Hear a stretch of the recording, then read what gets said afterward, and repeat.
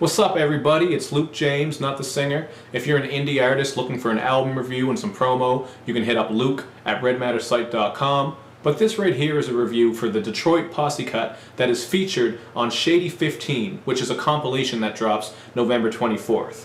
This song is called Detroit vs. Everybody, and it features Eminem, Royce the 5'9", Big Sean, Trick Trick, Dej Loaf, and Danny Brown.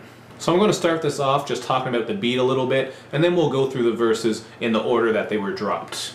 First of all, when I saw that Static Selector produce this, I was pretty excited because he's one of my favorite producers in 2014. His album What Goes Around had great beats from start to finish, but the beat on this song was a little disappointing. I didn't really find it that great. It didn't have much personality to it, like it wasn't a banger, it wasn't soulful, it wasn't grimy. It was just kind of a plain sounding beat. It actually kind of sounded like something that Eminem may have produced years ago, back when he first started producing his own tracks. So maybe that's what Static Selector was going for, I don't know, but this is definitely not the best Static Selector production.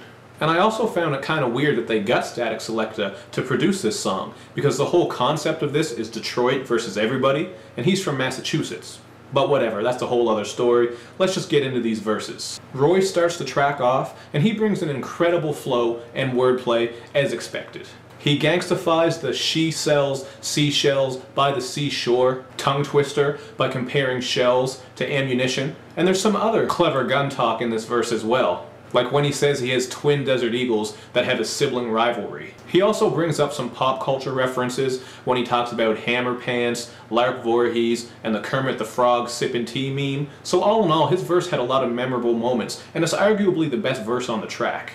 But Big Sean has the second verse, and he drops some flames. As anyone who watches my reviews knows by now, I'm not a Big Sean fan at all. But I'm also not the type to blindly hate, and Big Sean killed his verse on this track. His flow on here sounds very natural and comfortable and effortless, and he spits a lot of clever lines like, my homie wanted a Chevy so I put my dog in the vet, I spit that A1 every day, I'm hitting new primes now the stakes high. And that's just some of the bars, man, because he went off, and for once he didn't say anything that made me cringe, like Assquake, for example. So I was really impressed, and personally I think he had the best verse on this track. Now Danny Brown kicks the third verse, and honestly I just can't take his voice. It's like nails on a chalkboard to me. But his flow is undeniable, and he does have some funny lines, like when he says his city is tougher than two fat bitches scissoring. But I would have preferred to hear a verse from John Connor, Elzai, or even Obi Trice. These are three great Detroit MCs, and I'm kind of surprised none of them were featured on this. But as Big Sean alluded to at the end of his verse, there might be a part 2 to this. So if we get a Detroit versus Everybody part 2, those are just a couple of names that I'd like to hear from. Anyway, I'm not a Danny Brown hater. Lyrically and flow-wise, he's on point, but like I said, I think his voice is something that you either love it or you hate it, or maybe it has to grow on you, but I haven't really acquired that taste yet, so I just can't get into it. But, you know, I respect him as an artist, and he can rap, so take that from what I'm saying, at least. Alright, Eminem has the last verse, and even though his content is a little bit all over the place, he still has a crazy flow going on here, man. The part about attacking the babysitter with the potato peeler was pretty funny, and when he spit about Adrian Peterson whooping his son's ass, that was just that vintage, controversial Eminem that a lot of people like and appreciate. But not everybody appreciates that. I mean, in his cypher, he was spitting about punching Lana Del Rey in the face, but that's a whole other thing.